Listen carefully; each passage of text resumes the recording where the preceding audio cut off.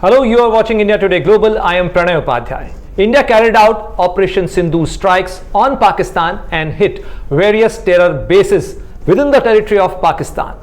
One of which was Markaz-e-Subhanallah in Bahawalpur, which was seat of power or seat of terror for Masood Azhar, the chief of Jaish-e-Mohammed. But where is Masood Azhar? Because Operation Sindhu strikes could not kill Masood Azhar. This is a big question everyone is asking, and today we are going to give you the answer of this question. I'm being joined by my colleague Ankit Kumar, who has investigated, with a lot of pain, a lot of research. He has brought out the details about where is Masood Azhar. So over to you, Ankit.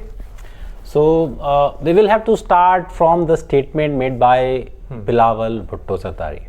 Yes. Remember, he came on record, one of the most polished political voices from Pakistan. Definitely. For him to make a statement and say that we are willing to hand over people like Masood Azhar only if and Hafiz Saeed as well. And Hafiz Saeed as well. Only if he was on Pakistani soil.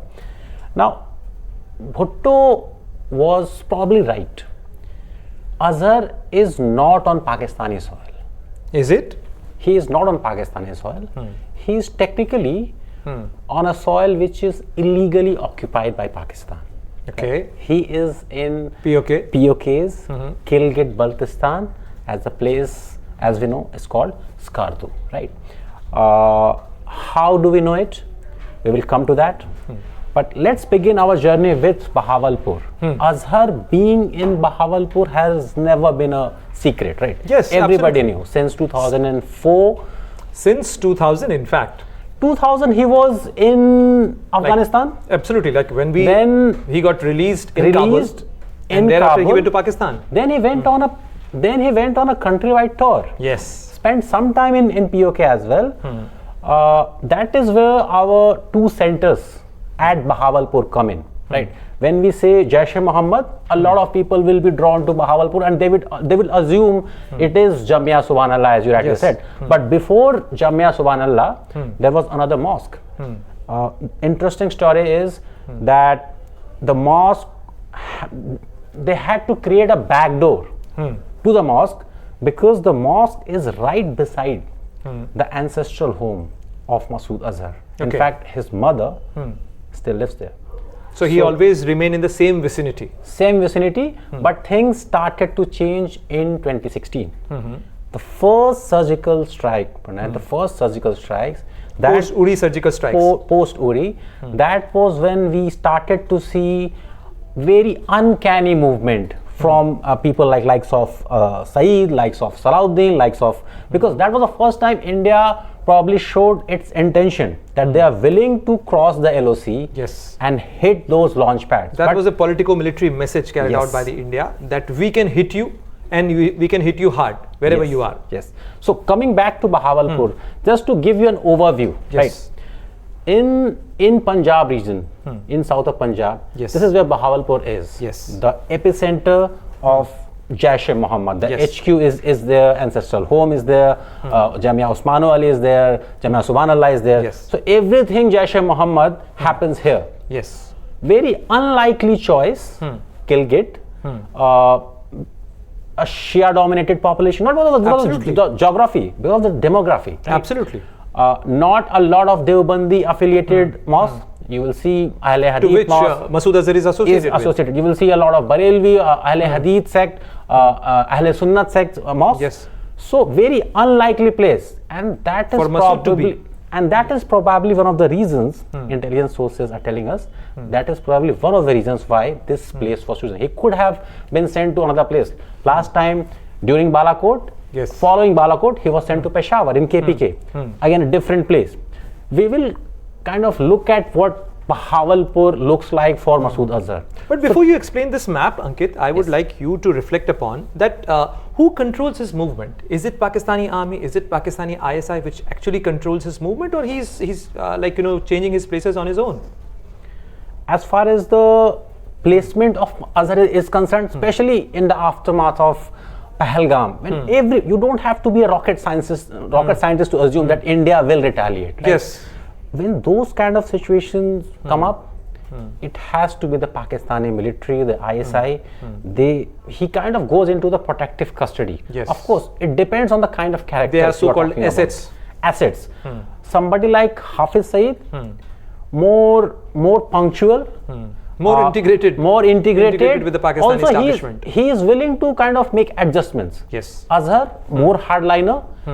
He would expect a guidance. He would expect some kind of guidance, but he will not be kind of doing a tiptoes just like somebody like a Salahuddin, right? A Salahuddin will be covered with Pakistani Rangers, Pakistani police forces, but not somebody like Azhar. So when a situation such as Operation Sindoor comes, he will definitely hear out what the Pakistani military is saying. Ankit, during the Operation Sindoor strikes, India carried out the maximum, potent strike. The maximum number of weapons were used at Markaz Subhanallah, and that is the place of Bahawalpur. More so, the Jaish-e-Mohammed suffered most of the losses as compared to LET and Hafiz Saeed. So if you draw that comparison, I think you are absolutely right that Masood Azhar has all the more reason to shift his base or shift his place. Also because of the structures they had set up. If you compare the Muridke Center of Lashkar with the Jamia Subhanallah campus, this is the campus on your screen, there is a sizable difference. So this is the post-strike This is the capture? most recent satellite picture. Okay, most recent. From June of this year. You can see these holes. Yeah. These holes, right? There used to be a huge canopy here. Yes, precision strikes, as we say. Precision strikes. Yes. This is just one part of the mosque. So this impact is still visible? Still visible. Okay. There are some repair work which is going on, but this impact is still visible. But this was a central mosque. The actual loss that JEM faced, where Azhar's close family members, his associates, it is right beside this place, right? Okay. That is it's why on the other side on the western side. Okay. Because we have zoomed, we have zoomed in only this part. So right beside this central mosque, this is the central hall, right? Yes, this is the central hall. We have seen those visuals. Right beside the central hall, there was residencies, right?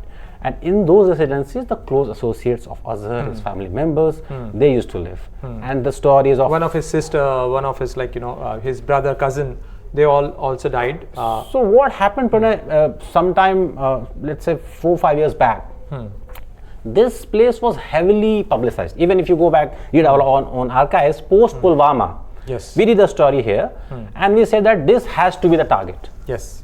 Right. So we were a few years early. The target was Balakot, not this targets center. were already logged. Right. So everybody had expected that if you have to kind of hit India has to hit back, these are the places. This is the place also because it is unlike this earlier place. This is Jamia Osmano Ali. This, remember, came up in 2004. And what could be the probable distance between these two places? Roughly 10 kilometers. Okay. But this is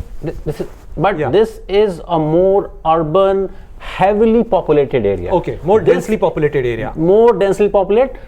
This is right along the highway. Okay. So for Indian missiles to target this place, this was a very ideal situation. Yes. Very less collateral damage. The building that you see here, right besides this mosque. Okay. This is Jamia Osmano Ali, the older mosque. Okay. Is a orthopedic hospital. Okay. And this building, this particular building, this is the old house. We have another shot of this. Yes, this is the zoomed in version. Okay. Yes. So this is the old house of Azhar. This is the old house of Masood Azhar. He used to live here. There is a backdoor entry which leads to this place, and very strategically located house, I must say, because if you see old house is there, but it is a very densely populated area, so all the more reasons to make it difficult for anyone who want to strike Masood Azhar. Very difficult because right beside this house is again a medical center. Yes. This is a big hospital, but there are smaller medical centers here. So very difficult for a missile or a very remote kind of, unless you have you have a UAV flying over this exactly flying over this place. This structure. also the reason why this place was not targeted was because we are being told Azhar was not here during Operation Sindoor. So we had this much of precise information about his whereabouts. Yes. And because Bahawalpur has been under surveillance for so many years, it was kind of possible.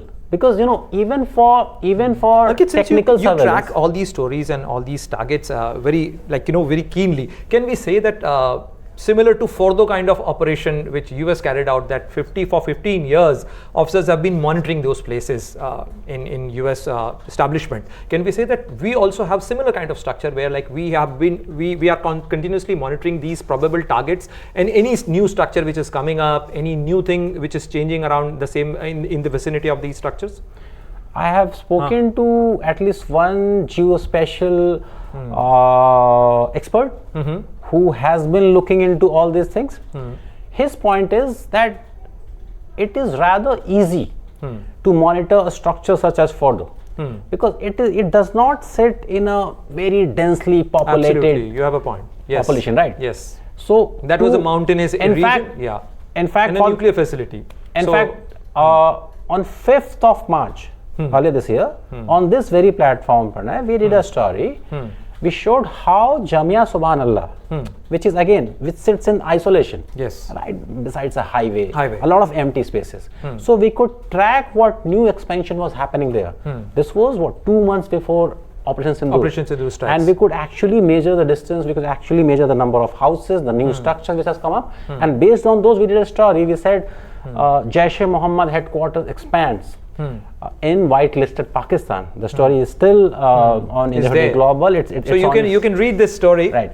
So it is very easier to rely on remote sensing data when the structure sits in isolation. But if there is a structure which sits in a very densely populated, it becomes difficult. In those kind of scenarios, you need either technical intelligence, some kind of technical mechanism, and you need human intelligence, some eyes and ears who would tell you if your target is there or not. So coming back to this point, Ankit, post Operation Sindoor strikes, did Masood Azhar moved out of Bahawalpur region immediately, or he was taken somewhere else, kept in a protective custody, and then he was relocated to Skardu? What we're given to understand is that before the strike on May 7th, he had left Bahawalpur. Because the establishment in Pakistan was expecting that he is going to be a prime target. Indian agencies had knowledge, but they also did not want to kind of take a risk. Because if you move from a place like Bahawalpur or Lahore, which you have been monitoring for years now, and all of a sudden you move to a place like Skardu, it becomes very difficult. Because it is one thing for me to say that he is in Skardu, but what is the difference between the actual position and the time intelligence takes to reach from Skardu to me, right? Between that time, he could have moved. If you can share with us, like, what makes you believe, or what proof, what information do we have to say that he has moved to Skardu? Do we have like technical end? Do we have that, like, the GPS data? What do we have to say that he has moved to Skardu, and why Skardu? If you remember, hours after Balakot strikes, or even hours after Operation Sindoor, actual footage shot by mobile phones or actual cameras, handheld cameras, were released by Indian agencies that showed what was happening inside the Balakot. I'm talking about the 2019. Right? Which goes to show that before all these kind of operations are planned, at least in past 2 cases, there have been human intelligence. Based on those inputs, and there is a good reason why we are not showing pictures of that particular building where he sits. Based on those inputs, which has been seen, reviewed, analyzed by India Today independently, we are now putting out this information that Jaish-e-Mohammed chief Masood Azhar was not here. Remember, it was important to strike Jaish-e-Mohammed headquarters. Yes, I absolutely agree.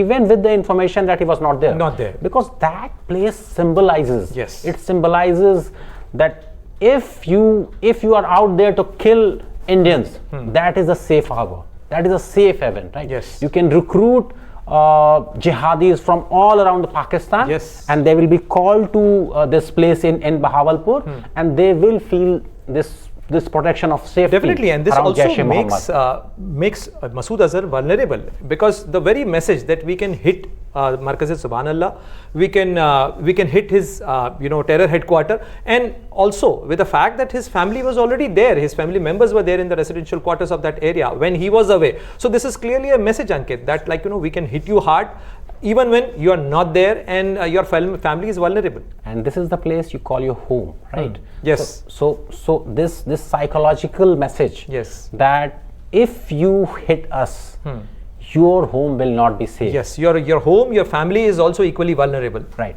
So that carried that message through, and that is why, despite this knowledge that Azhar personally was not there, he was on the move. This place, not this place, but the other place, this place was hit, and it was hit with 100% precision. There is independently verifiable information. I was told, Ankit, that the maximum number of ammunition, the heaviest ammunition which India used during the Operation Sindhu strike, was used at this place. Because of the size. Because of the size. Because of the size. Yeah. Because of the concrete reinforcement was quite solid here. Also because it is spread over acres. A bigger structure. Right. Very large structure. There is this central hall, but there is affiliated madrasa, the residencies, there are animal housing facilities. Yes. So you will have to, because it is spread over acres, right? So for that reason, two different kind of ammunitions had to be used. Yes. Right? This is symbolism, Pranay. Yes. This is symbolism. Right, nobody was the kind of precision strike, Ankit, without crossing the international border, if we can carry out these kind of strike, hitting, there must be 3 ammunition which must have been used to hit these 3 structures. So this is such a precision strike that one actually which is hitting the central dome, central canopy, and the other 2 were precisely targeted in these areas. That is the kind of precision you actually are amazed to see. It was one complaint if we had post Balakot that we could not optically figure out the damage. Yes. That so complaint is the evidence. has been taken care of. And remember, this is from the outside. Yes. From the inside. There are craters large enough to be for anybody to be buried inside. But coming back to this again, Bahawalpur to Skardu journey. Now, this is very interesting. Okay. This is the overview of the place where we believe. So this is what we are talking about, Skardu. Skardu. And which part of Skardu Masood Azhar is, that has also been located by your team. Right. Wow. So there's this place called Sadpara Road. Okay. Named after a very popular lake. If you are a tourist visiting this part of occupied Kashmir, yes, this place is filled with a lot of guest houses. Some private, some government. Okay. Now, what is interesting is a Shia-dominated population. Locality, So you will not assume somebody like Masood Azhar to be spending time there. Perfect disguise. Perfect disguise, perfect smokescreen, so to speak. There is one deviation from his general pattern. Even when he was in Peshawar during 2019 Balakot strikes, he used to stay at one place. Yes. Here, because there are a bunch of mosques, different mosques, and every mosque has its affiliated madrasa. Yes. And there's also a city park and some guest houses. What we are given to understand is that he has been changing his location. Okay. This is the fear a UAV brings in, right? Because they have seen what Indian military is capable of. Yes. If you stay at one place, a UAV warfare situation, you are not safe. We have seen we saw it on May 10th. Yes, right? absolutely. So the UAV, especially the kamikaze drones, because of those, I think that forced Pakistani military to make Azhar shift his location even within a given parameter. So at So he has been advised to keep changing his position, his location. Yes. Yeah. At one mosque on one day, maybe hours after that, he will be seen at But as you were pointing other out, mosque. Ankit, that this is a very unusual location for Masood Azhar to be. One, it is demographically not in his favor. More so, it's a very densely populated area. So even if he's there, the chances of him being hit by someone, like, this is not a, like Pakistan is an area where, like, a lot of, suicide bomb attacks keep happening there. So who's protecting Masood Azhar there? In case of Azhar, let's begin His with personal bodyguards, or like, the inner circle is always his personal bodyguards. But we are given to understand that there are two additional security layers that he has been given. Now that keeps changing according to the location. In Bahawalpur, his inner ring was very strong, made up with his personal bodyguards. Plus, he always gets additional security cover. But if you see the distance between Skardu and Bahawalpur, it's a long distance, because from more Punjab than 1,000 kilometers. more than 1,000 kilometers. So he is definitely 1,000 kilometers away from his base and his supporter base as well, because largely, as you rightly pointed out, that southern Punjab is a Deobandi dominated area where he has, like, religious support, he has like moral support, he has like he's on his home ground. So what is the likelihood that, because there are many reports, and also you mentioned about Bilawal Bhutto in a recent interview, he said that Masood Azhar is not in Pakistan and probably he might have gone to Afghanistan. He tried shifting the blame to Afghanistan, claiming that Masood Azhar is an old Mujahideen. He fought with Taliban and Mujahideen, and that's why he's still having good relation and links with Taliban, and that's why he might have shifted his base to Taliban. Let's turn the clock back. Yes. Some time back. Before Osama bin Laden was discovered and hunted by US Navy SEALs, Yes. it was Bilawal's father Yes. who came up with this theory that Osama bin Laden was dead. Yes. He was dead. Asif Ali Zardari. This time around, the confidence Mr. Zardari, the junior Zardari, brings in when he says that he's not here, it comes from this surety that he's not in Bahawalpur. And remember what we have seen from Pakistani establishment. They will play with Western media. They will pick some reporters and they will say, we will take you to Muridke. Yes. We will take you They to did Bahawalpur. They did take. We also saw it in Balakot. Yes. This is straight from their playbook. Yes. Straight from the ISI deception playbook. We will move our assets from there. Then we will pick Western media reporters and we will take them on a guided tour and say everything is fine in Pakistan. Nothing is happening. It's a battle of narratives. It's a battle of narratives. But he is not the only person. Yes. We have one more person of interest. Oh, Meet yes. Mr. Syed Salahuddin. Salahuddin. Now, unlike Masood Azhar, who kind of lived his life in Bahawalpur, a very kind of segregated life, he lives in a very posh Islamabad society. His house number 453 G10 by 2 Islamabad. And he also has got an office. Which zone of Islamabad? Like red zone, blue zone? I don't recall. I don't recall the zone. Okay. But it is, even if you type this address, you can go through Google Maps. You will see it's a very posh colony. Okay. Right.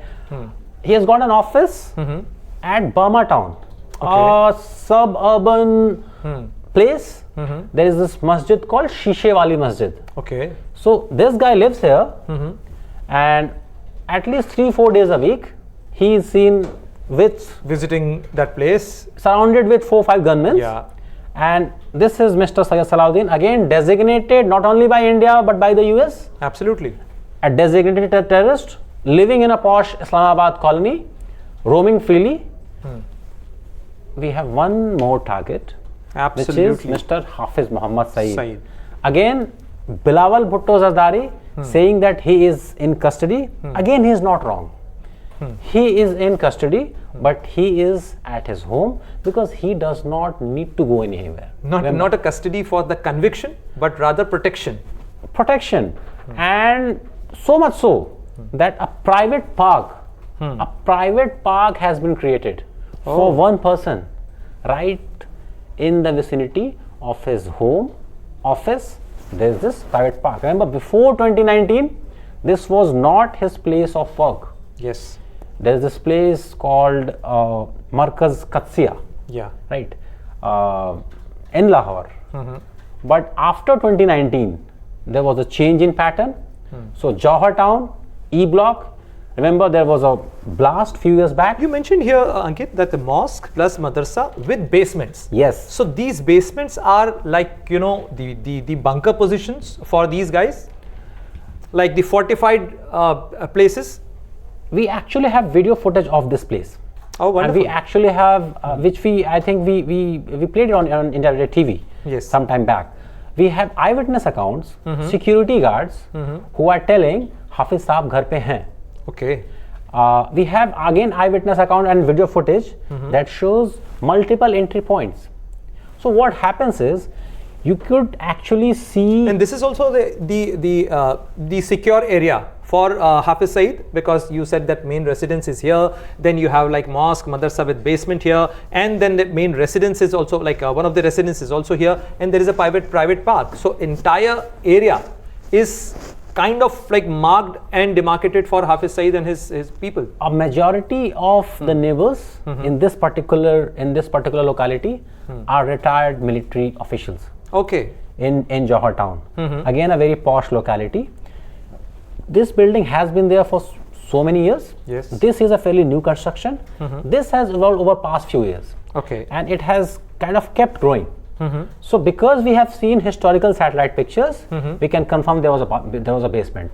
Okay. Just like we could see at Fordo. You mentioned Fordo. Yes. Because we had the 2009 satellite pictures, we could confirm that under construction tunnels were being made, right? Yes. We could see those shafts, yes, which were ultimately exploited by the B-2 bombers. Yes. In this case, because we have the historical satellite pictures, we could see underground work being done, and then in later years it was covered, the floors increased. That is why we can say, based on those evidence, that there was a basement. But as you were mentioning, Ankit, about the Markaz-e-Usmania, similarly you see that this area is also very densely populated area, like surrounded by the residential complexes, residential areas, and if you see a road here, and then there is another road here. So this is completely a residential block, and that also within that residential block, if you see, he's not his house or his place is not situated on some edge, it's in the center. So clearly it's like a guarded position.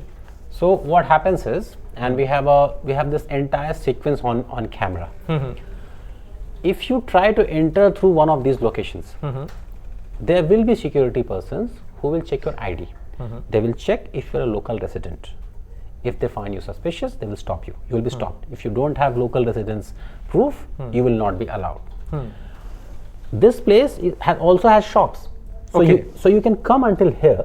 Okay. But all those entry points are guarded by security officials. And when I say security, there would be rangers and there would be private security. Okay. So 2 levels of security there. And then there will be additional level of security around here. Remember, I talked about Saeed escaping an attempt on his life. Lahore. In Lahore, it was the same place. Okay. It was the same place where a car bomb exploded. He somehow survived. I don't know who did that. But because of those layers, because of those additional security layers, it becomes very difficult for anybody to infiltrate, and also very difficult to plan an aerial attack, because this might be his building, but there are other people living around. And there is also possibility that he might have constructed some underground tunnels for shifting his place, shifting his base, and we do not know what actually there, what is the underground structure or whatever they have built. That is the advantage they have when But can we say, Ankit, that he's still there? As far as Hafiz, yes, we do not have a credible information if he is there as of today. What we could confirm was his last known position was this place, and he felt very safe and secure here. Yes. Because if he is given an option, he has been darling of the Pakistani establishment. If you ask Saeed, most protected guy. If you ask Saeed, would you rather be at Jawhar Town in Lahore or you be at Murid Ke? He will choose this place. on any given day, because he knows that India will not kill thousands of people. The possibility of a collateral damage is much higher here. Just to take him down. Yes. So he would rather not be at places like Murid. And as you rightly pointed it out, that this residence or this area is heavily surrounded and like populated by the ex-military personnel of Pakistan, ex-retired officers of the Pakistan Army. So clearly, much safer a location, because Pakistani establishment would always protect their own people. Also, because this again we have seen as a pattern.